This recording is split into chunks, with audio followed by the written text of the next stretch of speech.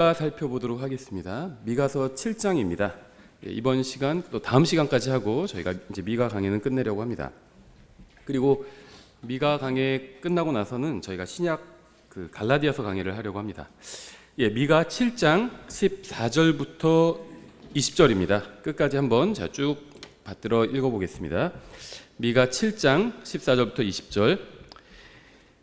주의 막대기로 주의 백성 곧 갈멜의 한가운데서 숲속에 홀로 거하는 주의 상속 백성 양떼를 먹이시되 옛날에 하신 것 같이 바산과 길앗에서 그들을 먹이소서. 내가 이집트 땅에서 나오던 날들에 내가 행한 대로 내가 그에게 놀라운 일들을 보이리라. 민족들이 보고 그들의 모든 힘으로 말미암아 당황하여 자기 손을 자기 입에 댈 것이요 그 민족들의 귀가 막힐 것이며 그 민족들이 뱀처럼 티끌을 핥고 땅의 벌레들처럼 자기들의 구멍에서 나와 주 우리 하나님을 무서워하며 주로 인해 두려워하리이다. 누가 주와 같은 신이니까? 주께서는 불법을 용서하시며 자신의 상속 백성 중 남은 자의 범법을 지나치시나이다. 그분께서는 긍휼을 기뻐하심으로 자신의 분노를 영원토록 품지 아니하시는도다. 그분께서 다시 돌아서시고 우리를 불쌍히 여기시며 우리의 불법들을 짓밟으시리니 주께서 그들의 모든 죄를 바다의 깊음들 속에 던지시리이다. 주께서 옛날부터 우리 조상들에게 맹세하신 대로 야곱에게 진리를 이행하시고 아브라함에게 긍휼을 이행하시리이다. 아멘.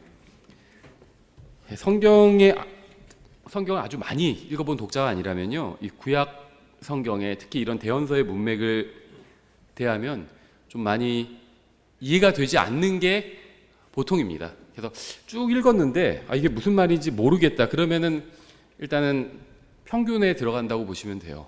그래서 이해가 되시면은 사실은 놀라운 겁니다. 이게 좀 설명을 듣고 나면은 이해가 좀 더 되실 수 있는데요. 그냥 읽으면 이게 갑자기 여러 얘기들이 너무 중구난방으로 나오는 게 아닌가 이런 생각이 들 수 있어요. 그래서 오늘 이 시간에 저희가 한번 하나하나 좀 살펴보려고 합니다. 먼저 잠깐 기도하겠습니다. 하나님 아버지, 저희가 주님께서 주신 말씀을 사랑하고 또 말씀으로 인해 감사하는 마음을 갖도록 도와주시기 원합니다. 저희를 모든 진리 가운데로 인도해 주시기 원합니다. 예수님의 이름으로 기도드렸습니다. 아멘. 하나님께서는 이스라엘 백성을 선택하시고 그들에게 물리적인 땅을 주시겠다고 약속하셨습니다. 하나님께서는 또 교회를 선택하셔서 하늘에 속한 복을 약속해 주셨습니다. 그러니까 교회 이스라엘에게는 이 세상에서 가나안 땅이죠. 그 약속의 땅을 주시겠다고 약속하셨고요. 이제 교회에게는 하늘에 속한 복을 주시겠다 이렇게 약속하셨습니다. 이스라엘은 아브라함의 육체를 따른 자손들이고요. 교회는 예수 그리스도의 십자가 대속을 믿고 혼의 구원을 받아서 성령님을 통해서 하나님의 아들로 태어나서 그리스도의 몸에 속하게 된 사람들이죠. 세상은 하나님께서 이스라엘을 선택하셨다는 이유로 이스라엘을 미워하고요. 또 교회가 하나님을 선택했다는 이유로 교회를 미워합니다. 그러니까 하나님께서는 이스라엘을 선택하셨죠. 그래서 이스라엘은 하나님의 선택을 받은 백성들이에요. 근데 교회는 이제 예수님을 믿고 구원받은 신약 교회를 말합니다. 이 교회는 우리 각자가 예수님을 선택했죠. 하나님을 선택했죠. 받아들일 것이냐, 구원자로 받아들일 것이냐, 말 것이냐 해서 구원자로 받아들이는 것을 선택했습니다. 그러니까 이스라엘은 하나님의 선택을 받은 사람들이고 교회는 하나님을 선택한 사람들입니다. 비슷한 것 같지만 약간 다르죠. 세상은 하나님께서 선택하신 사람들도 미워하고요. 또 하나님을 선택한 사람들도 미워합니다. 왜냐하면 세상과 또 그 뒤에 있는 마귀는 하나님을 미워하기 때문이에요. 그래서 하나님이 선택하신 사람도 싫고 또 하나님 좋다고 하나님을 선택한 사람들도 싫은 겁니다. 세상이 그렇다는 거예요. 우리는 이제 이런 미가서 같은 예언서를 읽을 때 본문이 누구에 대해서 하시는 말씀인지 이제 제대로 좀 파악을 해야 합니다. 이스라엘에게 하시는 말씀을 읽어놓고는 교회에게 적용하면 예언이 성취되지 않음으로 인해서 하나님을 원망하거나 심지어 성경이 거짓말이 아닌가 이런 생각을 하는 경우도 있다는 겁니다. 그러니까는 나에게 하시는 말씀이 아닌데 내가 성경을 읽어놓고 그게 나에게 하시는 말씀이라고 착각하고 잔뜩 기대를 해요. 근데 그대로 되지 않으면 하나님이 거짓말을 하셨거나 성경이 잘못된 게 아닌가 이런 생각을 한다는 겁니다. 근데 그 말씀은 애초에 나에게 주신 말씀이 아닌 경우들이 굉장히 많은데, 특히 구약의 이 대언서들은 신약의 그리스도인들에게 직접적으로 주시는 말씀은 아닌 경우가 굉장히 많다는 겁니다. 다 그런 건 아니겠지만 문맥을 따라서 파악해야 되지만, 구약 성경의 대부분은 90% 이상이 이스라엘 백성에게 직접적으로 하시는 말씀이에요. 신약의 서신서의 로마서부터 시작되는 이제 유다서까지죠. 서신서의 대부분들이 교회에게, 그리스도인들에게 하시는 말씀입니다. 미가서의 대부분의 내용은 이스라엘에게 이루실 말씀이고요. 오늘 우리가 살펴본 이 7장의 말씀도 직접적으로는, 교리적으로는 이스라엘에게 해당되는 말씀입니다. 물론 우리가 이제 영적으로 우리에게 적용해 볼 만한 그런 말씀들도 이제 충분히 있습니다. 하나님께서는 아브라함과 이삭과 야곱에게 그들의 자손이 언젠가 밤하늘의 별처럼 많아질 것이고, 또 그리스도께서 재림하셔서 자신의 왕국을 세우실 때 하나님께서 약속의 땅이라고 부르시는 이 나일강과 유프라테스 강 사이의 땅 전체를 이스라엘 백성이 상속받게 될 것이다, 이렇게 말씀하셨습니다. 그러니까 이 두 강이 이스라엘이 상속받게 될 땅의 경계라고 보시면 돼요. 자연의 경계라고 보시면 됩니다. 나일강과 유프라테스 강, 이게 말로 하니까 그냥 그런가 보다 이렇게 생각할 수 있는데요. 나일강은 이집트에 있죠. 유프라테스 강은 터키 쪽에 있어요. 그러면 이제 중동 지도를 좀 보신 분들은 이집트부터 터키까지 엄청나게 광활한 지역입니다. 지금의 중동 거의 전체를 아우르는 지역이에요. 이 지역을 하나님께서 이스라엘에게 주시겠다고 약속을 하셨다는 겁니다. 그렇다고 해서 막 다른 사람, 이스라엘이 그걸 지금 무력으로 뺐거나 지금 이 시대에, 아니면 교회가 그걸 도와가지고 그 땅을 뺏어서 이스라엘에게 주는 일을 할 필요는 없습니다. 주님께서 재림하시면 그 땅을 주시겠다고 약속하셨어요. 그러니까 주님께서 주실 겁니다. 우리는 걱정할 게 없고요. 이스라엘도 걱정할 게 없다는 겁니다. 이스라엘이 이러한 땅을 상속받게 되는 이유는요, 그들에게 그럴 만한 자격이 있거나 스스로의 힘으로 얻을 수 있기 때문이 아니라 하나님께서 오래전에 가나안 땅을 이스라엘 자손에게, 아브라함과 이삭과 야곱의 자손에게 주시겠다고 약속하셨기 때문입니다. 그리고 그 약속을 하나님께서 지키실 거기 때문이에요. 우리는 셋째 하늘에 있는 새 예루살렘에서 영원히 주님과 함께 있게 될 것입니다. 예수 그리스도의 죽음과 묻힘과 부활을 믿는 모든 사람은 주님의 피로 씻길 것이고요, 주님께로 모여들어서 영원히 함께 하게 될 것입니다. 물론 이제 우린 주님의 피로 씻겼죠. 이미 믿었기 때문에 이미 씻겼습니다. 그리고 이제 나중에 공중으로 주님께서 오시면 우리가 주님께로 모여들게 되겠죠. 교회는 이 세상에서 단 한 평의 땅도 약속받은 적이 없어요. 그렇다고 해서 뭐 세상에서 집을 사거나 아니면 뭐 그게 잘못됐다는 건 아닙니다. 집을 살 수도 있고 땅을 살 수도 있고, 그거는 전혀 그리스도인의 어떤 영적 생활과는 큰 직접적인 관련은 없습니다. 자기가 정직하게 벌어서 뭐 집을 살 수도 있는 거고요. 또 안 사도 상관없습니다. 땅을 살 수도 있고요. 안 사도 상관이 없어요. 그거는 그리스도인의 어떤 영적인 것과는 거의 관련이 없습니다. 하나님께서는 그리스도인들에게 이 세상에서 어떤 땅을 주시겠다고 약속하신 적이 없다는 겁니다. 교회는요, 정확히 얘기하면 이제 제가 이렇게 말씀드렸잖아요. 우리는 나중에 주님께서 공중으로 오시면 들림받아 올라가서 또 새 예루살렘에서, 셋째 하늘에서 주님과 함께 영원히 있게 될 것이다, 이렇게 말씀을 드렸지만, 이게 이제 정확한 얘기는 아니에요. 부분적으로는 맞는 얘기지만 정확한 얘기는 아닙니다. 왜냐하면 교회는 장소를 약속받은 적이 없습니다. 이스라엘 민족은 성경에서는요, 세 민족만 있죠. 이스라엘 민족이 있고요, 이스라엘을 제외한 모든 민족을 그냥 이방인, 하나의 민족으로 치부해 버리십니다, 하나님께서. 그리고 또 예수님을 믿고 모인 사람들을 교회라는 민족으로 인정하십니다. 하나님 앞에서는 세 민족밖에 없어요. 그런데 이스라엘에게는 가나안 땅이라는 이 땅을 약속해 주셨습니다. 장소를 약속해 주신 거죠. 그들이 가나안에서 영원히 거하게 될 것이라고 말씀을 하셨습니다. 그런데 교회에게는 어떤 장소를 약속해 주신 적이 없다는 겁니다. 셋째 하늘이든 새 예루살렘이든 지상에 세워질 천년 왕국이든 교회는 예수님과 함께 있게 될 것을 약속받았지 어떤 장소를 약속받은 것이 아니에요. 예수님께서 셋째 하늘에 계시면 교회도 같이 셋째 하늘에 있는 겁니다. 예수님께서 새 예루살렘에 계시면 교회도 같이 새 예루살렘에 있는 거예요. 예수님께서 그런데 천년 왕국으로 오시면 교회도 예수님과 함께 천년 왕국에 있는 겁니다. 예수님께서 은하계 어디로 출장을 가시면 교회도 함께 가는 거예요. 교회는 예수님과 함께 있는 겁니다. 그걸 약속받았어요. 어떤 장소에 있는 걸 약속받은 것이 아니라 예수님과, 우리가 주와 함께 영원히 있으리라 이렇게 말씀하고 있잖아요. 그래서 교회는 예수님과 함께 있는 것을 약속받은 겁니다. 예수님을 믿는 사람은 죽어서 하늘나라에 간다는 말이 틀린 말은 아니지만 정확한 표현이 아니라는 겁니다. 그래서 예수님을 믿는 사람은 하늘나라나 새 예루살렘으로 가는 것이 아니라 예수님과 영원히 함께하게 될 겁니다. 그분이 가시는 곳이면 그곳이 어디든 간에 함께하게 되는 겁니다. 하나님께서는 모세를 통해서 유대인들에게 율법을 주셨습니다. 그들이 율법에 순종하면 약속의 땅에서 평안히 거할 수 있었습니다. 율법은요, 이스라엘 민족을 위한 법입니다. 또 이스라엘 민족이 가나안에서 평안하게 살게 하기 위해서 주신 법이라고 보시면 됩니다. 이것은 혼의 구원과는 기본적으로 관련이 없어요. 그러니까 혼의 구원이라고 하면 죽어서 하늘나라에 가느냐 지옥에 가느냐 이런 것과는 관련이 없다는 겁니다.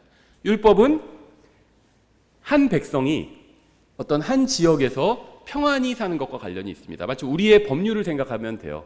우리 법을 잘 지킨다고 해서 죽어서 하늘나라 가는 건 아니죠. 민법, 형법 이런 거 잘 지킨다고 해서 죽어서 하늘나라 가는 거 아니죠. 하지만 우리나라 국민들이 이 법을 잘 지키면 우리나라에서 다 평안히 거할 수가 있겠죠. 율법도 마찬가지라는 겁니다. 그게 율법의 기본적인 성격이에요. 이스라엘 백성이 율법에 순종하지 않으면 물질적인 복을 잃어버리게 된다는 것이 주님께서 주신 언약의 한 축이었습니다. 그들은 율법에 순종하지 않으면 일시적으로 약속의 땅을 잃거나 쫓겨나거나 죽임을 당하거나 심지어 가지에서 꺾임을 당할 수도 있었습니다. 주님께서 이스라엘과 맺은 언약을 이해하지 못하면 이 신약의 그리스도인들도 신앙생활을 어떻게 하느냐의 여부에 따라서 물질적인 복을 받거나 잃을 수 있다는 비성경적인 생각을 하게 되는 거예요. 그러니까 율법은 기본적으로 이스라엘 백성이 가나안 땅에서 평안히 살게 하기 위한 규범이라는 겁니다. 신약의 그리스도인들이 이 율법을 통해서 영적인 교훈을 얻을 수는 있지만, 왜냐하면 이 율법 자체도 예수 그리스도의 모형이기 때문에 율법을 통해서 영적인 교훈을 얻을 수는 있지만 이 율법이 신약의 그리스도인들과 직접적인 관련은 없다는 겁니다. 구약에서 이스라엘 자손에게 주신 약속을 신약의 그리스도인들에게 적용해서는 결코 성경을 바르게 이해할 수 없습니다. 언젠가 주님께서 공중으로 오셔서 교회를 부르시면 교회는 채어 올라가서 주님을 만나게 될 것이고요. 이 세상을 이제 떠나게 될 겁니다. 그러면 이 세상에서 예수님을 믿고 구원받은 사람들은 모두 다 사라지게 되겠죠. 또 구원받은 사람을 통해서 일하시던 성령님께서도 교회를 통해서 하시던 일을 이제 중단하시게 될 겁니다. 그때 세상은 믿지 않는 사람들로 100% 가득 차게 되겠죠. 물론 이제 환난 중간에 환난 증인들이 나오게 되겠죠. 근데 이제 교회가 들림받고 올라가자마자 환난 증인들이 바로 나오는 게 아니거든요. 우리가 계시록에서 공부했죠. 환난 중간에 나오게 됩니다. 그러면 교회가 들림받아 올라가면 이 세상은 일시적이지만 하나님을 믿는 사람들이 완전히 다 사라지게 되는 겁니다. 교회의 휴거가 일어난 후 채 1분이 지나지 않아서 세상은 믿지 않는 사람들로 이제 가득 차게 된다는 겁니다. 수백만 명의 그리스도인들이 세상에 있어도 세상이 이 모양인데 모든 그리스도인들이 세상을 떠나고 나면 세상은 완전히 이제 엉망진창이 되겠죠. 우리는 계시록을 통해서 대환란 때 죽음과 공포와 고난을 비롯한 여러 가지 심각한 문제들이 인류가 그동안 경험해보지 못한 형태로 온 세상에 임하는 것을 볼 수 있습니다.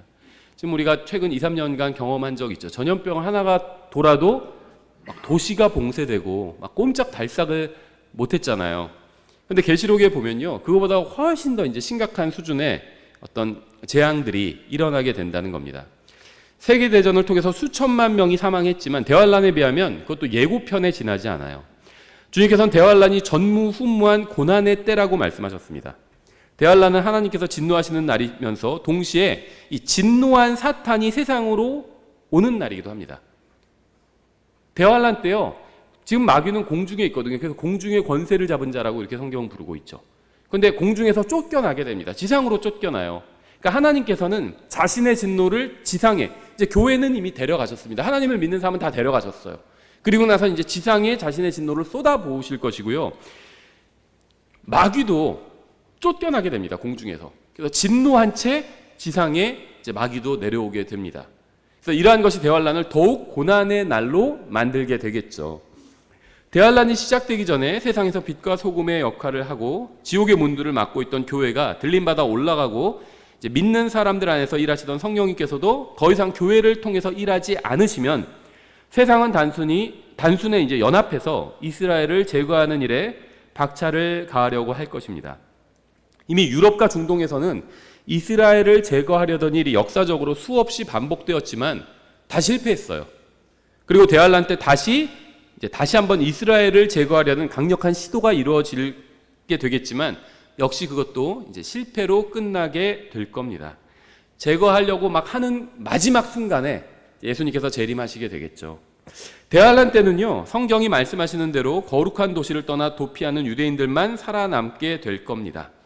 이들은 남은 자들이 되어서 하나님께서 그들의 조상들에게 주시겠다고 약속하신 땅을 차지하게 될 겁니다.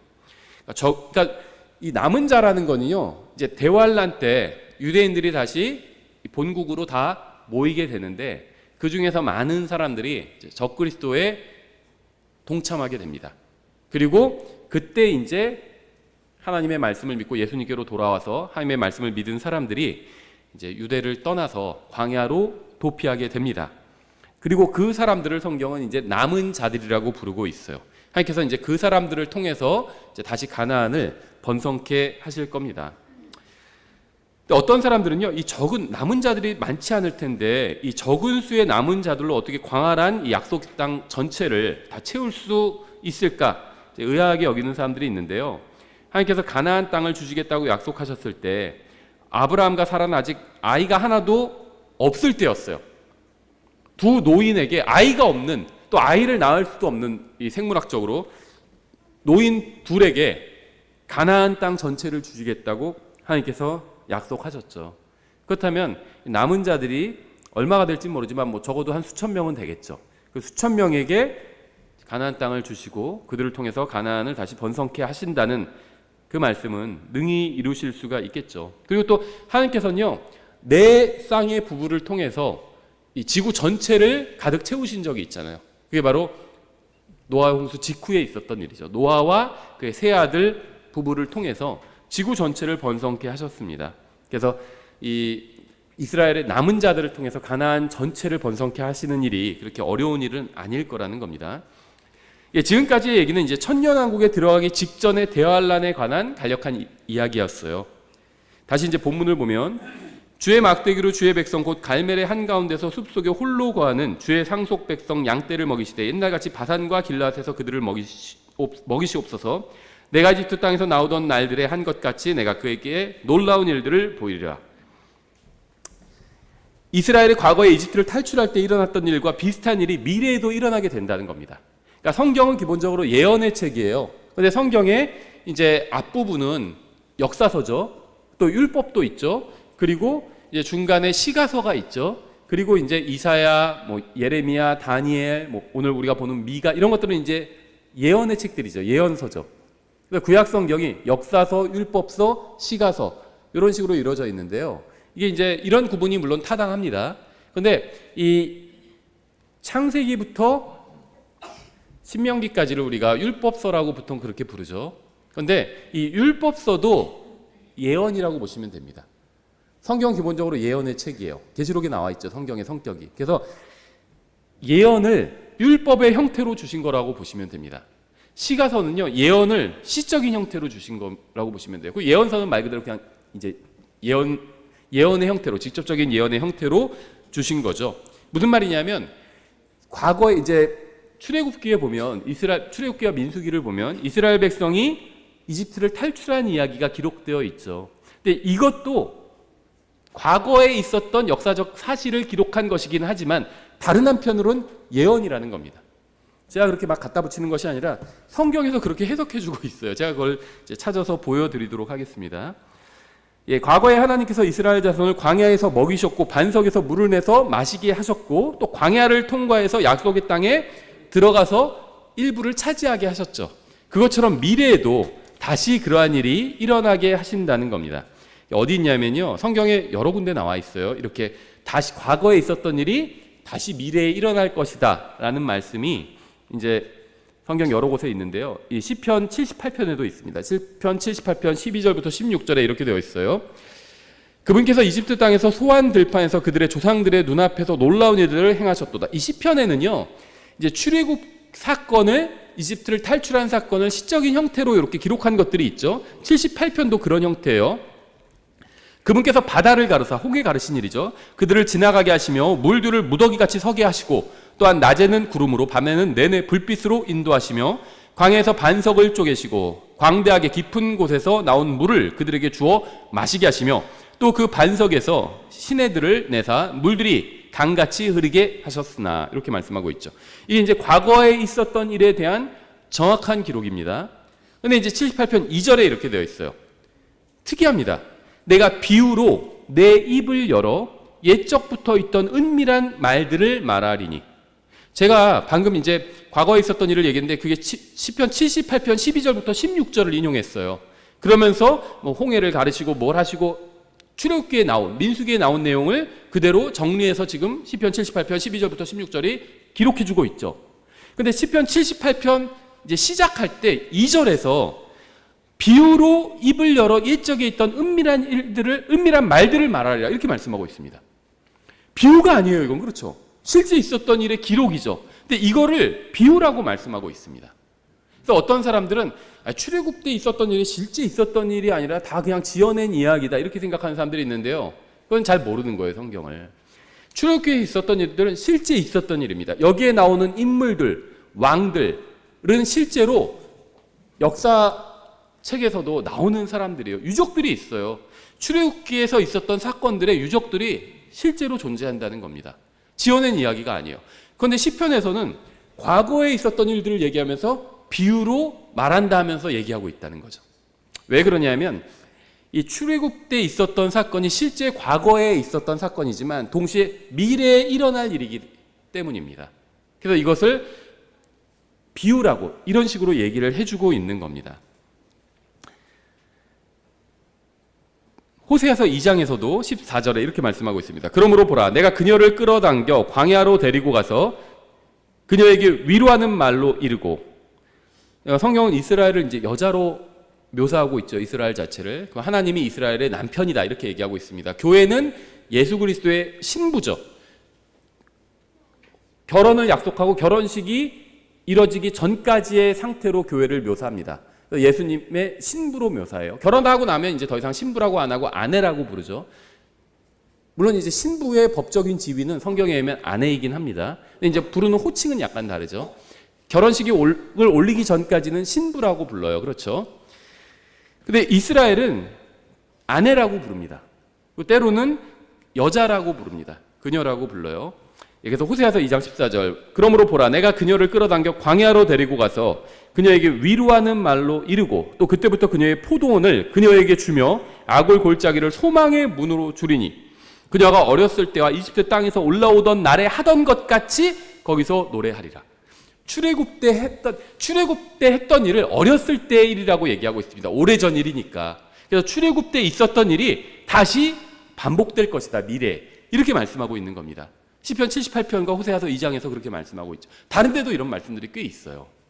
하나님께서는 이스라엘 자손을 다시 광야로 데려가셔서 먹이시고 또 반석에서 물을 내어 마시게 하시고 보호하고 지켜주시겠다는 것입니다. 그런데 광야에서 그들에게 또 소망을 주시겠다고 말씀하고 있어요. 광야는 아무것도 없는 황량한 곳이죠. 근데 거기서 소망을 주시겠다는 겁니다. 왜 이런 일을 하시는 걸까요? 왜 과거에 있었던 일을 반복하시는 걸까요?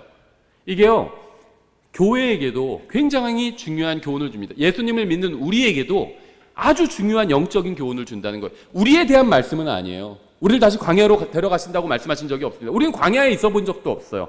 반석에서 나오는 물을 마셔본 적도 없습니다.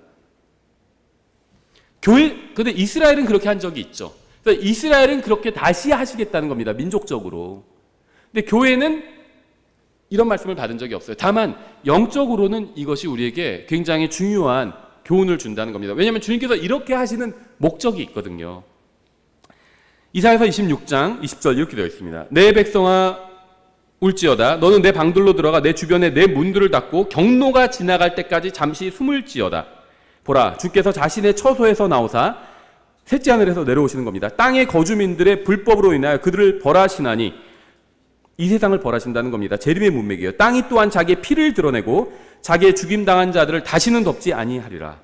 21절은 예수 그리스도의 재림에 관한 말씀인데요. 주님께서는 세상 왕국을 심판하시고 멸하실 겁니다. 그런데 그렇게 하시기 전에 이스라엘을 광야에 숨기시고 보호해 주실 겁니다. 그런데 이스라엘도, 교회는 들림받아 올라가잖아요. 이렇게 하시기 전에. 그럼 이스라엘도 데려가시면 안 되나? 믿는 이스라엘을? 이렇게 생각할 수 있는데, 믿는 이스라엘은 교회예요. 그렇죠? 끝까지 예수님을 믿지 않고 버틴 이스라엘 사람들이 이제 이 대환란에 들어가고, 이 사람들이 환란 중간에 이제 적그리스도가 하는 짓을 보고 하나님의, 예수님의 말씀, 성경 말씀을 기억하고 예수님께로 돌아오게 됩니다. 그때 예수님께서 이제 이 사람들을 이렇게 다루신다는 겁니다. 예수님께로 돌아온 사람들을 지켜 보호해 주신다는 것, 숨겨 주신다는 겁니다. 대환란이 오면요, 죄의 사람인 짐승이 등장하게 됩니다. 우리가 보통 적그리스도라고 부르는데요, 사실 성경에서는 짐승을 적그리스도라고 부르지는 않습니다. 오히려 적그리스도 영이 지금 이 세상에 있다고 말씀하고 있죠. 성경에서는요, 나중에 등장해서 이 세상을 미혹할 그 한 사람을 짐승이라고 부릅니다. 죄의 사람, 짐승, 이런 식으로 불러요. 근데 보통은 적그리스도라고 부르니까 우리도 그냥 적그리스도라는 용어를 그대로 쓰겠습니다. 성경적 정확한 용어는 짐승이에요. 다니엘서 11장 40절에 이렇게 되어 있어요. 끝이 많은 때 남쪽 왕이 그를 향해 밀고 나올 터이나 북쪽 왕이 병과 기병과 많은 배를 거느리고 회오리 바람과 같이 와서 그를 치고 여러 나라에 들어가서 흘러 넘치며 지나가리라. 그가 또한 영화로운 땅으로 들어가며 많은 나라를 뒤엎을 터이나 이들 곧 에돔과 모압과 암몬 자손의 우두머리는 그의 손에서 피하리라. 저희가 계시록 강해 했죠. 계시록 강의 해당 부분을 보시면 되는데요. 여기서는 간략하게 설명을 드리면요, 짐승이 이제 등장을 해서 권력을 잡고 나서는 예루살렘에서 시작해서 이스라엘과 인접한 민족들을 파괴해 나갈 겁니다. 하지만 에돔과 모압과 암몬과 같은 가까운 민족들은 짐승의 손에서 피하게 될 거예요. 오히려 지금 그 말씀입니다. 관련된 말씀이 마태복음 24장에도 있는데 15절에 그런즉 대언자 다니엘을 통해 말씀하신 바 황폐하게 하는 가증한 것이 거룩한 곳에 선 것을 너희가 보거든 누구든지 읽는 자는 깨달을지어다, 이렇게 말씀하고 있어요. 이 말씀을 기억하면서 다시 다니엘서 9장으로 돌아가면 26절에 60이 이래 뒤에 메시아가 끊어질 터이나, 이거 예수님의 십자가를 말하는 겁니다. 자기를 위한 것이 아니니라. 장차 임할 통치자의 백성이 그 도시와 그 성소를 파괴하려니와 그것의 끝에는 홍수가 있을 것이며, 또 그 전쟁이, 계시록에서도 물들이 막 나오죠. 그래서 물들이 막 삼키고 도와주고 막 그런 일을 하죠. 그 전쟁이 끝날 때까지 황폐하게 하는 것이 작정되었느니라. 그가 많은 사람과 한 일해 동안 언약을 확정하리니, 한 일해가 1주가 7년을 말해요, 성경에서. 그래서 여기서는 이제 대환란 기간 7년을 말하는 겁니다. 그가 그 일의 한 중간에, 환란 중간에, 대환란 이제 7년이면 그 7년의 중간에, 3년 반 중간에 이제 약속을 깨버리고 이스라엘을 박해하기 시작하게 됩니다. 그 일의 한 중간에 희생물과 봉헌물을 그치게 하며 또 가증한 것들로 뒤덮기 위하여 심지어 완전히 끝날 때까지 그것을 황폐하게 할 것이요 작정된 그것이 그 황폐한 곳에 쏟아지리라 하니라. 저희가 다니엘서에서 다뤘습니다. 한번 나중에 강해서 읽어보세요. 메시아가 끊어지는 것은 예수님께서 십자가에 달리실 때 성취된 겁니다. 성전이 다시 재건될 것이고요. 이제 대환란 때 이 재단에서 희생도 다시 드려질 것이고요. 적그리스도는 예루살렘에서 자신이 그리스도라고 하면서 유대인들을 속일 겁니다. 근데 처음에는 유대인들이 성전에서 희생물을 드리는 것을 이제 장려하겠죠, 적그리스도가. 하지만 결국 자신이 하나님이라고 주장하게 될 거예요, 대환란 중간에. 그래서 여기서 이제 이스라엘과 갈등을 일으키게 되는 거죠. 그래서 자기가 하나님이니까 나에게만 경배해야 된다. 적그리스도가 이제 그런 주장을 하게 될 거고요. 여기서 이제 유대인들이 적그리스도와 믿는 사람들은 완전히 결별하고, 어떤 사람들은 적그리스도에게 계속 부양하게 될 겁니다. 그러니까 처음엔 적그리스도가 유대인들이 성전에서 경배드리고 이런 걸 도와줄 거예요. 그러니까 유대인들은 좋죠. 자기들이 성전 경배드린 걸 도와주니까. 근데 주의 중간에 갑자기 자기가 하나님이라고 주장하게 될 겁니다. 그래서 유대인들은 이제 결단을 내려야 돼요. 이 적그리스도를 섬길 것이냐, 아니면 완전히 예루살렘을 버리고 도망갈 것이냐, 결단을 내려야 되는 겁니다. 마태복음 24장에 있죠, 그게 15절. 그런즉 대언자 다니엘을 통해 말씀하신 바, 방금 제가 읽은 다니엘서 9장 내용이에요. 황폐하게 하는 가증한 것이 거룩한 곳에 선 것을 너희가 보거든 누구든지 읽는 자는 깨달을지어다. 그때 유대에 있는 자들은 산들로 도망할지어다, 이렇게 말씀하고 있어요. 대환란 때 유대인들은 거짓 성전과 거짓 제단과 거짓 유대교와 거짓 메시아에게 속을 겁니다. 하지만 그가 자신이 하나님이라는 주장을 하면, 그러니까 거짓말도 정도껏 해야 되는데 갑자기 막 더 심하게 하면 그러면 안 속게 되죠. 그렇죠. 요즘 뭐 보이스피싱 같은 거 있잖아요. 그럼 와가지고 뭐 자기가 뭐 어디 검사인데 하면서 뭐 통장이 어떻게 됐습니다 뭐 얘기하잖아요. 근데 검사들이 그렇게 안 하거든요. 근데 막 그럴듯하게 얘기해요. 그래서 속아 넘어가는데 갑자기 제가 사실 검찰총장인데, 그러면 안 속죠. 이제 검찰총장이 전화하진 않잖아요, 보통 사람들한테. 그러니까 적그리스도가 거짓말을 하다가 이제 자기가 하나님이라고 좀 더 큰 거짓말을 하는 거죠, 과감하게. 그럼 이제 여기서는 이제 이상하다. 그러니까 적그리스도가 단순히 자기들을 민족적으로 도와주는 것 같을 때는 그와 좋은 관계에 있다가, 언약을 맺어서 좋은 관계에 있다가 적그리스도가 갑자기 돌변해서 사실 내가 하나님이야 이렇게 나오면 거기서 이제 유대인들이 갈등을 하게 되고 결단을 내리게 된다는 겁니다. 이거 이상하다. 성경에서 이렇게 말씀하고 있는데 이게 가짜구나 하고 이제 그때 이제 적그리스도가 권력을 잡고 있기 때문에 피해서 도망가게 되는 겁니다. 그래서 자신이 하나님이라는 주장을 하면 이제 유대인들은 자신들의 성전과 헌물과 종교와 도시와 시온산을 버리고, 이게 유대인들에게는 이게 굉장히 중요한 겁니다. 근데 이런 것들을 다 버리고 주님의 말씀에 순종해서 광야로 도피해야 합니다. 그들이 주님의 말씀에 순종해서 도피하면 광야에서 안전하게 숨어 주님의 재림을 기다릴 수 있게 됩니다. 이사야서에서도 말씀하고 있죠. 숨겨주겠다고 하나님께서.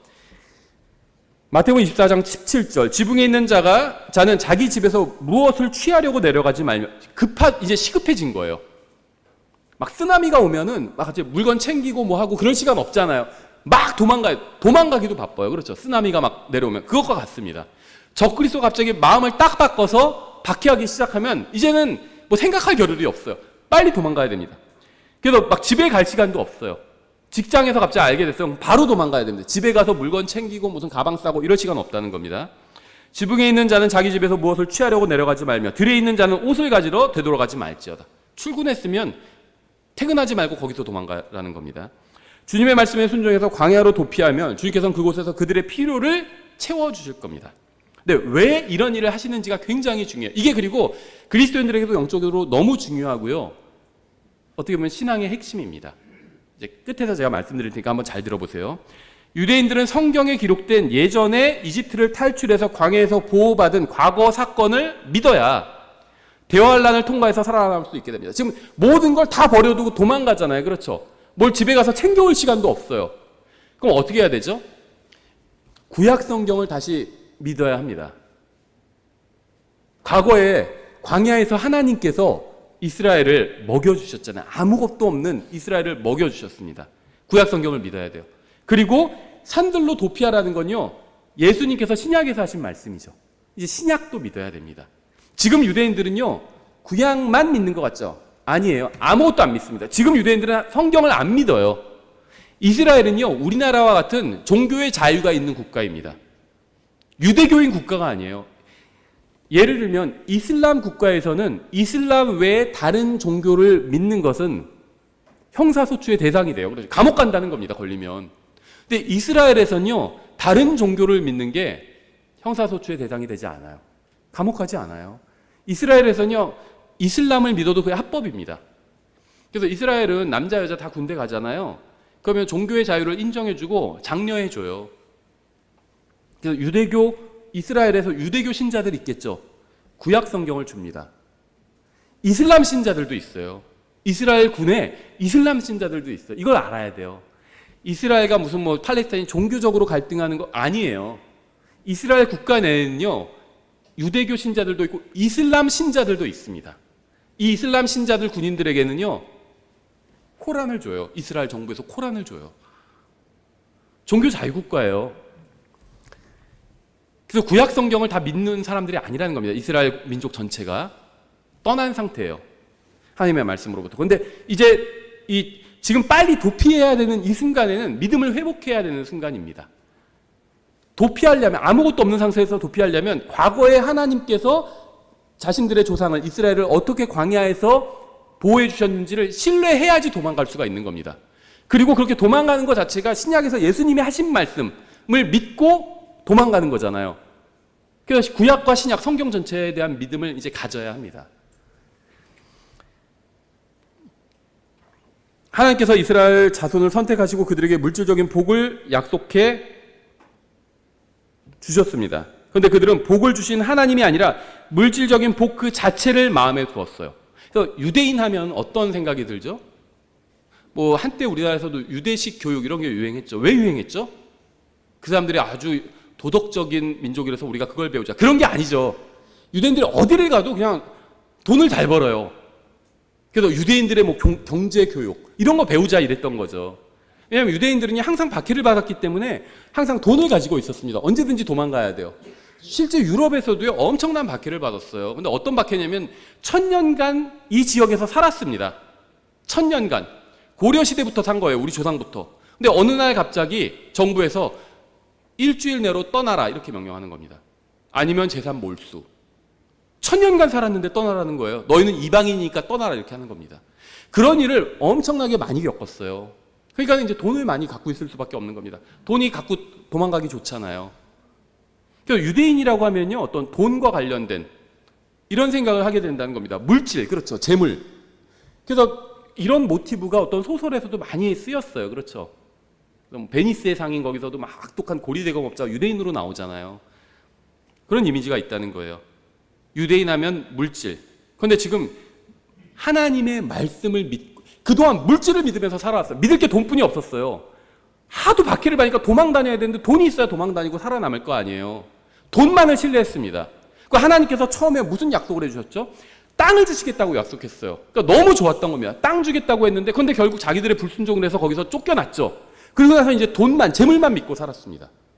근데 지금 다시 하나님께로 나아가기 위해서 뭘 해야 되죠? 땅을 포기해야 돼요.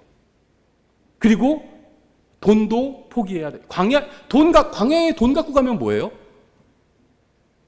거기 뭐 군대에서 오면 뭐 황금마차라고 그러죠. 무슨 뭐 트럭 그런 게 와서 거기서 돈 주고 사는 그런 게 아니죠. 쓸 데가 없어요. 돈을 갖고 가도 광야에 가면 도시에서 돈이 필요하죠. 광야에서는요 돈이 필요 없습니다. 다 돈 갖고 와서 자기들끼리인데 거기서 뭐예요? 서로 돈 갖고 뭐예요? 할 게 없어요. 돈에 대한 재물에 대한 신뢰도 이제 내려놔야 된다는 겁니다. 그래서 마음을 돌이키기 위해서 다 포기하게 만드시는 거예요. 그리고 하나님을 선택하게 만든 겁니다. 그들은 복을 주신 하나님이 아니라 물질적인 복 그 자체에 마음을 두었습니다. 그리고 이제 오직 주님의 말씀을 붙들고 모든 물질을 버려둔 채 아무것도 없는 광야로 도피해야지만 살 수 있게 하신 거예요. 이게 이제 파이널 테스트인 겁니다. 마지막 테스트인 거예요. 다시 이제 미가로 돌아와서 한번 오늘 본문을 이제 이런 배경으로 한번 적용을 해보겠습니다. 이게 이제 기본 백그라운드예요. 7장 14절에 주의 막대기로 주의 백성 곧 갈멜의 한가운데서 숲속에 홀로 거하는 주의 상속 백성 양떼를 먹이시되 옛날같이 바산과 길앗에서 그들을 먹이시옵소서. 여기서 나오는 막대기는요 때리기 위한 막대기가 아니라 인도하기 위한 목자의 막대기입니다. 하나님께서는 이스라엘을 홀로 거하는 민족으로 만드셨습니다. 주님께서는 그들이 다른 민족들과 섞이는 것을 원하지 않으셨어요. 하지만 그들은 주님께서 원하시는 것과는 완전히 반대로 살았습니다. 세상 곳곳에 섞여가지고 막 재물만 추구하면서 살았죠. 그들은 세상과 완전히 연합했고요. 심지어 계시록에 보면 음녀와도 연합합니다. 이스라엘의 남은 자들이 아닌 짐승과 하나가 된 자들은. 대환란 때 주님께서는 그들이 다시 세상을 떠나서 홀로 거하게 하실 것이라고 말씀하셨습니다. 이게 처음의 의도였죠. 그리고 주님께서는 이스라엘이 세상이나 물질이나 심지어 음녀를 신뢰하지 말고 오직 주님만을 신뢰하는 것을 가르치실 겁니다. 계시록에서 나오는 음녀는요 종교적이면서 상업적입니다. 종교적인 면만 생각해요. 계시록 17장에 나오는 음녀 바벨론은. 그런데 상업적인 면이 있어요. 막 별걸 다 사고 팔잖아요. 사람의 혼까지도 사고 팔아요. 두당 얼마다, 뭐 계약금 얼마다, 저 사람 몸값이 높다. 그런 얘기 하잖아요, 우리가. 혼도 팔아요. 비싸게 주면 안 팔겠어요? 팔지. 제 얘기가 아니라, 모르겠어요, 저도. 근데 혼도 판다니까요, 사람들이 그렇게. 근데 이 음녀를 신뢰했던 겁니다. 재물을 신뢰했던 것이고, 세상을 신뢰했던 겁니다. 근데 이제는 광야로 가서 오직 주님만을 신뢰하는 법을 가르쳐 주시는 겁니다. 15절 내가 이집트 땅에서 나오던 날에 한 것 같이 내가 그에게 놀라운 일들을 보이리라. 사람들은 하나님을 믿으면 이 세상에서 물질을 풍성하게 공급받게 될 것이라고 생각합니다. 이러한 기복신앙이 대부분의 기독교인들의 마음을 완전히 사로잡아 버렸어요. 하지만 하나님은 뿌린 대로 거두게 하시는 분입니다. 이게 하나님의 심음과 거둠의 법칙이죠. 영적인 복을 약속받는 것과 세상에서 많은 재물을 소유하게 되는 것은 별개의 일입니다. 이스라엘은 약속의 땅을 차지하고 누리기 전에 먼저 아무것도 없는 광야에서 주님 한 분만을 의지하는 법을 배워야만 했고요. 미래에도 다시 그 교훈을 배우러 가는 겁니다. 훈련소예요, 훈련소. 마찬가지로 우리도 주님과 영원히 함께하기 전에 이 세상에서 오직 주님 한 분만으로 만족하는 법을 배워야 합니다. 나중에 배우고 싶어도 이런 거 못 배워요. 16절, 민족들이 보고 그들의 모든 힘으로 말미암아 당황하여 자기들의 손을 자기들의 입에 댈 것이요 그들의 귀는 막히리라. 주님께서는 세계대전을 끝내시러 세상에 오지 않으셨죠. 이 세상에서 끔찍한 일들이 일어날 때 그걸 정리하러 오지 않으셨습니다. 굶주린 사람들의 배를 채워주기 위해서 세상에 오지도 않으셨습니다. 하지만 자신의 백성인 유대인들을 구원하기 위해서 세상에 오실 겁니다. 민족들은 아마겟돈이나 재림과 같은 엄청난 일을 목격하고 당황하게 될 겁니다. 손을 자기들의 입에 댈 것이요 그들의 귀가 막히리라. 아무 말도 하지 못하고 아무것도 보고 싶지 않게 된다는 겁니다. 17절, 그들이 뱀처럼 티끌을 핥고 땅의 벌레들처럼 자기들의 구멍에서 나와 주 우리 하나님을 무서워하며 주로 인하여 두려워하리이다. 이게 이제 이방 민족들이 그렇다는 거예요. 왜 이렇게 된 거죠? 재림하신 겁니다. 재림하신 거예요, 주님께서. 이것은 이스라엘이 민족들의 머리가 되는 천년왕국과 관련이 있습니다. 좀 긴데요. 시편 72편 1절 이렇게 되어 있어요. 오 하나님이여 주의 판단을 왕에게 주시고 주의 의를 왕의 아들에게 주소서. 그가 주의 백성을 의로 재판하며 주의 가난한 자를 판단해 공의로 재판하리니 의로 말미암아 산들이 백성에게 화평을 가져다 주며 작은 산들도 그리하리이다. 그가 백성의 가난한 자를 재판하고 궁핍한 자의 자녀들을 구원하며 학대하는 자를 산산조각 내리이다. 해와 달이 있을 동안에는 모든 세대를 통하여 그들이 주를 두려워하리이다. 시편이 이게요 다윗의 시대에 대한 말씀이라고 생각하는 사람들인데 그렇지 않아요. 규모가 달라요. 해와 달이 있을 동안에는 모든 세대를 통하여 그들이 주를 두려워하리이다. 천년왕국입니다. 교리적으로. 그가 베어난 풀 위에 내리는 비같이 땅을 적시는 소나기같이 내려오리니 그의 시대에 의로운 자가 흥황하며 달이 있을 동안에는 화평이 풍성이 넘치리다. 그가 또한 바다에서부터 바다까지와 강에서부터 땅의 끝들까지 지배할 터인즉 규모가 다르죠. 전 세계적인 통치입니다. 그리스도의. 광야에 거하는 자들은 그 앞에 절하고 그의 원수들은 티끌을 핥으며.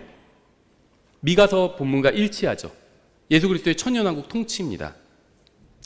17절, 그의 이름은 영원토록 지속되며. 규모가 달라요. 그렇죠. 영원, 막 전 세계적입니다. 그의 이름은 해와 같이 오랫동안 계속해서 있으리다. 사람들이 그로 인하여 복을 받으리니 모든 민족들이 그를 복되다 하리이다. 다윗이 아니에요. 예수 그리스도입니다. 통치하시는 분이.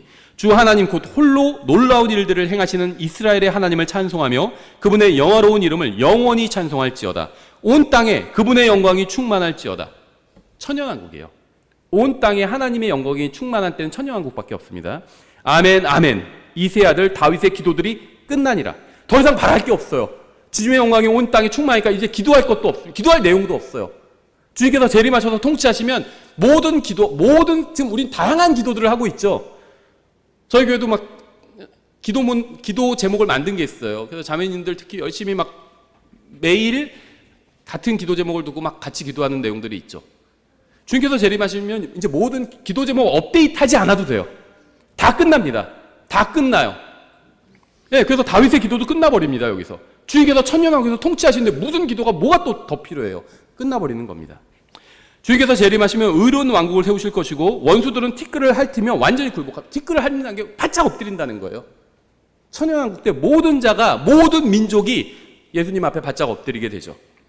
하나님께서 왜 이스라엘 민족 같은 사람들에게 이같이 놀라운 일을 행하시는 걸까요? 그들은 그렇게 많은 빚을 받고도 어둠 속에 들어갔고 그렇게 많은 은혜를 받고도 배은망덕했습니다. 그런데 주님께서는 왜 그들에게 놀라운 일을 행하시려는 걸까요? 미가서 7장 18절, 어떤 신이 주와 같으리까? 주께서는 불법을 용서하시고 자신의 상속 백성 중 남은 자들의 범법을 지나치시나이다. 그분께서는 긍휼을 기뻐하심으로 자신의 분노를 영원토록 품지 아니하시는도다. 정말 너무나도 감사하게도 우리 하나님은 용서하시는 하나님입니다. 용서를 구하면 다 용서해 준다는 거예요. 성경에 보면요, 기도했는데 응답받지 못하는 경우들도 있어요. 그렇죠? 근데 용서를 구했는데 용서받지 못한 경우는 한 번도 없습니다. 다 용서받았어요. 즉시 용서받았습니다. 근데 하나님께서 왜 우리를 구원하셨을까요? 왜 여러분을 구원하셨을까요? 모든 사람이 죄를 지어 하나님의 영광에 이르지 못했습니다. 하지만 주님께서는 불법을 용서하시는 하나님이에요. 죄를 용서해 주시는 하나님입니다. 특히 굉장히 특이한 표현이 있는데요. 자신의 상속 백성 중 남은 자들의 범법을 지나치시나이다.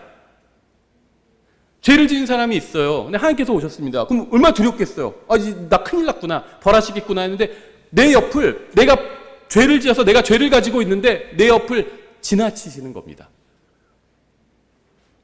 주님께서 여러분의 혼을 구원하시고자 여러분의 죄를 지나치셨다는 겁니다. 주님께서는 우리의 죄를 지나치기 위해서 십자가를 지나치지 않으신 겁니다.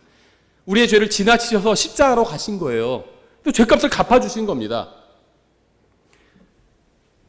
우리의 죄를 지나치셔서 대신 본인이 죄에 대한 벌을 받으신 겁니다.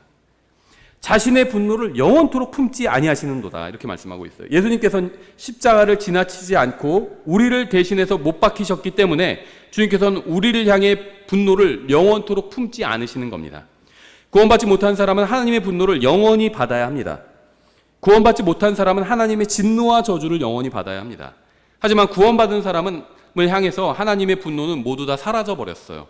그래서 주님께서는 구원받은 사람을 향해서는 영원토록 분노를 품지 않으시는 겁니다. 용서를 구하면 용서해 주시겠다는 거예요. 왜냐하면 예수님이 십자가 위에서 우리의 죄값을 다 갚아주셨기 때문에. 그분께서는 긍휼을 기뻐하심으로, 하나님은 죄에 대해서 분노하시고 심판하시는 분이지만 동시에 긍휼을 기뻐하시는 분입니다. 아직 살아있다면 구원받을 기회가 있는 거예요. 아직 희망이 있는 겁니다. 긍휼은요, 벌을 받아야 하는데 면제해 주는 게 긍휼이에요. 은혜는 받을 자격이 없는 사람에게 선물을 주는 게 은혜입니다. 주님은 용서를 구하는 사람을 기쁘게 용서해 주십니다. 억지로 용서하시는 게 아니라는 거예요. 긍휼을 기뻐하신다는 게 억지로 용서하시는 게 아니라는 겁니다. 기쁘게 용서해 주신다는 거예요. 그래서 우리가 담대하게 하나님 앞에 나아갈 수 있는 겁니다. 주님께서 회개하는 죄인을 용서하는 것만큼 큰 기쁨이 주님께 없다는 거예요. 출애굽기 34장에도 이것과 비슷한 말씀이 있는데요. 34장 5절부터 7절에 주께서 구름 가운데 내려오사 그와 함께 거기 서서 주의 이름을 선포하시니라. 주께서 그 앞으로 지나가시며 선포하시되 주로다 긍휼이 많고 은혜롭고 오래 참고 선함과 진리가 풍성한 주 하나님이로다. 내가 긍휼을 수천에게 베풀며 불법과 범법과 죄를 용서하되 그들이 결코 죄 있는 자를 깨끗하게 하지는 아니하리라. 구약에서 죄를 용서하는 방법이었고 신약에서 이 죄를 이제 깨끗하게 해주는 거죠. 하나님은 죄를 가볍게 보시는 분이 아닙니다. 죄는 인간의 혼에 엄청난 상처를 주기 때문이에요. 주님께서는 사람을 용서하기 원하시고 구원해 주기 원하십니다. 주님께서 사람을 멸하시고 지옥에 보내시는 이유는 사람이 끝까지 하나님께서 주신 회개의 기회를 거부하기 때문입니다. 끝까지 싫다고 그러면 억지로 시킬 수 있는 방법이 없어요. 부모들은 자녀에게 좋은 것을 주고 싶어 합니다. 근데 끝까지 싫어하면 줄 수 있는 방법이 없어요. 저희 부모님도 어렸을 때 제가 이제 그 누나가 위로 두 분 있고 이제 아래 남동생 하나 있거든요. 제가 이제 장남인 거예요. 그래서 저한테 막 좋은 걸 주고 싶어 하신 적이 굉장히 많이 있었습니다. 막 저한테 막 가죽 잠바 같은 거 사서 입히고 싶어 하고 그랬는데 제가 막 끝까지 거부했어요. 7살 때. 싫다고. 결국 비싸게 샀는데 안 입었어요. 지금 같으면 입고 싶은데 비싸서 못 사요. 지금 가죽 잠바. 그때는 주는데도 싫다고 하면 끝까지 거부하면 어떻게 줄 수가 없어요. 하나님께서는 용서해주고 싶어 하십니다. 구원해주고 싶어 하는데 끝까지 거부하면 구원할 수가 없어요. 억지로 구하는 건 구원이 아니거든요. 구원을 다른 말로 성경에서 결혼이라고 얘기해요. 그렇죠? 예수 그리스도의 신부가 되는 거잖아요. 우리가. 억지로 결혼하는 건 뭐죠? 그건 납치죠. 인신매매죠. 결혼이 아니에요. 그거는. 억지로 결혼하는 건. 미가서 7장 19절. 그분께서 다시 돌이키시고 우리를 불쌍히 여기시며 우리의 불법들을 누르시리니 주께서 그들의 모든 죄를 바다의 깊음 속에 던지시리이다. 회개하고 주님께로 돌아오는 사람을 위해서 주님께서는 4가지 일을 하신다고 여기 나와 있죠. 그분께서 다시 돌이키시고, 첫째는 돌이키시는 겁니다. 사람이 죄에서 돌이키는 것이 회개죠. 사람이 죄에서 돌이켜서 주님께로 나오면 주님께서는 벌하시려는 것으로부터 돌이키시는 겁니다. 사람이 죄를 지어요. 그럼 어떻게 하죠? 벌을 주시는 겁니다. 주님께서는 정의로우신 재판관이고 정의로우신 분이에요. 죄를 지면 벌을 내리십니다. 근데 그 죄를 지어서 벌을 내리려고 몽둥이를 들고 가는데 용서를 빌어요. 그럼 거기서 몽둥이를 내려놓으신다는 거예요. 돌이키신다는 겁니다. 벌을 주려고 했다고. 이분 자녀 있는 분들은 아실 거예요. 자녀가 끝까지 잘못하면 어떡하죠? 매를 들 수밖에 없어요. 매를 들고 때리려고 하는데 막 진심으로 용서를 구해요. 그럼 어떻게 하죠, 부모가? 네가 진심으로 용서를 구하지만 나는 너를 가만 안 둘 거야. 이러진 않아요, 부모들이. 진심으로 용서를 구하면요, 용서해 줍니다. 그렇죠. 하나님도요, 죄를 짓는 인간을 벌하시려고 했는데 하나님 앞에 나와서 진심으로 회개하고 예수님을 믿고 용서를 구해요. 그럼 돌이키시는 겁니다, 하나님께서.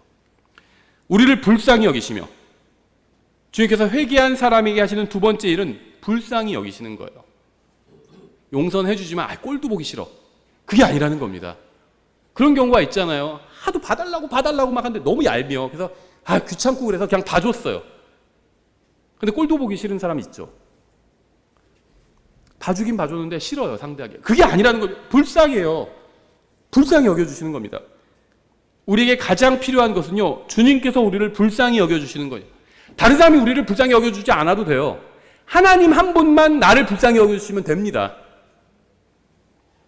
우리가 아무리 어려운 상황이 있고 심지어 최악의 상황이 있어도 주님께서 우리를 불쌍히 여겨주시면 아무것도 문제가 되지 않아요. 그분 앞에서만 내가 긍휼을 얻으면 됩니다. 우리의 불법들을 누리시리니, 이게 굉장히 독특한 표현인데요. 이건 우리가 더 이상 죄에게 종노릇하지 못하게 도와주신다는 겁니다. 주님께서 재림하시면 의로 세상을 통치하실 겁니다. 민족들은 주님에게 눌려 반역하지 못할 거예요. 마음에 안 들어도 천년왕국된 민족들이 다 엎드릴 겁니다. 누르신다는 거죠. 찍어 누른다 그러죠, 우리가. 그러니까 민족들과 국가들을 누르실 수 있는 주님께서는 천년왕국 때 인간의 불법들을 누르셔서 죄에게 종노릇하지 않게 도와주실 겁니다. 이건 물론 이제 교회에게 관한 말씀은 아니에요, 직접적으로는. 이스라엘에게 관한 말씀이죠. 근데 우리가 이제 그리스도인에게도 영적으로 적용할 수 있겠죠. 주께서 그들의 모든 죄를 바다의 깊음 속에 던지시리이다.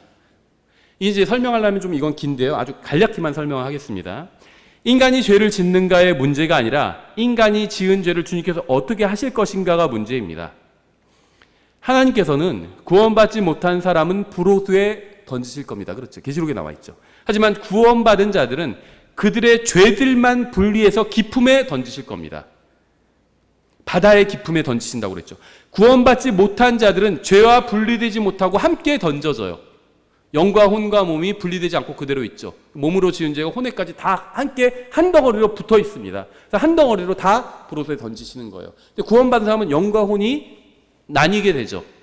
그래서 그 사람의 죄가 그 사람으로부터 분리됩니다. 그래서 로마서 7장에서 바울이 내가 죄를 지는 건 내가 아니요 내 속에 거하는 죄니라. 나의 육체 안에 있는 거하는 죄가 죄를 짓는 거다. 이런 얘기를 하고 있는 거예요. 여기에 대해서는 설명이 많이 필요합니다. 어쨌든지 간에 구원받은 사람은 그 사람과 죄를 분리해서 그 사람은 데려가시고 그 사람의 죄는 바다의 깊음 속에 던져버리신다는 겁니다. 이스라엘은 죄인이었고 이방인들도 죄인이었고 우리도 죄인이었죠. 모든 사람이 죄를 지어 죄인이 되었습니다. 누군가가 죄인인 것은 더 이상 이제 문제가 아니에요. 왜냐하면 다 죄인이니까 그건 더 이상 문제가 아니라는 겁니다. 죄인이 아닌 사람은 없어요. 진짜 문제는 긍휼이 풍성하신 하나님께서 여러분의 죄를 깊음 속에 던지실 것인지 여부입니다. 여러분은 여러분의 죄와 함께 불호수로 던져질 것입니까? 아니면 여러분의 죄와 분리되어서 오직 여러분의 죄만 깊음 속에 던져질 것입니까? 제가 예수님을 믿고 구원받는 순간 저는 저에게 무슨 일이 일어나는지 정확하게 알지는 못했지만 하나님께서 저의 죄를 모두 가져가셨다는 사실은 알았어요. 주님께서 저의 죄를 가져가셨던 것처럼 대환란 때에는 선택받은 백성인 이스라엘의 죄를 가져가서 바다의 깊음 속에 던지실 겁니다. 그리고 계시록 21장에 나와 있죠. 이 바다가 어떻게 되죠? 더 이상 있지 않게 된다고 말씀하고 있어요. 하나님께서 사람의 죄를 바다의 깊음에 던지신다고 말씀하셨는데 그 바다가 계시록 21장 1절에서 더 이상 없대요. 사라져 버렸대요. 인간의 죄 문제가 영원히 해결되는 겁니다. 여기서. 이제 마지막 절이죠. 20절. 주께서 옛날부터 우리 조상들에게 맹세하신 대로 야곱에게 진리를 이행하시고 아브라함에게 긍휼을 이행하시리이다. 성경에 기록된 모든 예언은 진리입니다. 하나님께서 약속을 지키실 것이기에 모든 예언은 반드시 성취될 겁니다. 이 세상 권력이나 믿지 않는 유대인들이나 비성경적인 기독교가 하나님께서 진리를 성취하시는 것을 결코 막을 수 없습니다. 아브라함에게 긍휼을 이행하시리이다. 아브라함에게 긍휼을 이행하신다는 것은 벌을 받아야 하는데 용서해 주시겠다는 거예요. 아브라함의 자손들이 유대인들이 잘못해도 아브라함에게 약속해 주셨기 때문에 아브라함과 한 약속을 지키시겠다는 겁니다. 약속을 지키기 위해서 받을 자격이 없는데 은혜를 베풀어 주시겠다는 거예요. 예수님께서는 십자가 위에서 우리의 모든 죄값을 갚아주셨습니다. 우리가 예수님을 구원자로 믿으면 하나님께서는 우리에게 영원한 생명을 주실 겁니다. 예수님을 믿고 구원받은 사람은 하나님의 자녀가 되었습니다. 하나님께서는 자신의 자녀들에게 하신 약속을 신실하게 지키실 겁니다. 주님께서 약속을 신실하게 이행하시는 이유는 우리에게 있는 것이 아니라 신실하신 주님 자신에게 있어요. 우리가 구원받은 이유는 우리가 의로워서가 아니라 하나님께서 긍휼이 풍성하신 분이기 때문입니다. 하나님께서 이스라엘과 약속하신 것이나 교회와 약속하신 것이 모두 그대로 성취되는 이유는 두 가지입니다. 하나님께서 진리를 말씀하셨고 긍휼이 많으신 분이기 때문입니다. 주님의 진리와 긍휼을 거부한 사람들은 나중에 주님 앞에 서게 되면 크게 당하게 될 겁니다. 결론적으로 말씀드리면 대환란은 하나님께서 이스라엘이 더 이상 물질이나 종교나 바벨론이나 이 세상을 신뢰하지 않고 오직 주님 한 분만을 신뢰하게 하는 것을 가르치는 기간이라는 겁니다. 이 세상이 그리스도인들에게 마찬가지예요. 우리는 끔찍한 대환란을 통과하게 되지는 않을 겁니다. 하지만 우리는 이 세상에서 많은 어려움을 겪게 될 거예요. 근데 이 세상이 주는 의미는 무엇이냐면, 그리스도인들에게 이 세상이 주는 의미는 무엇이냐면, 이 세상만을 바라보지 말고, 이 세상에서 일어나는 일들만을 바라보지 말고, 이 세상에 있는 재물들만을 바라보지 말고 오직 하나님만을 신뢰하는 법을 배우게 하는 학교라는 겁니다. 마치겠습니다. 기도하겠습니다. 하나님 아버지, 주님께서 성경을 통해 주신 주님의 모든 말씀이 성취될 것으로 인해 감사드립니다.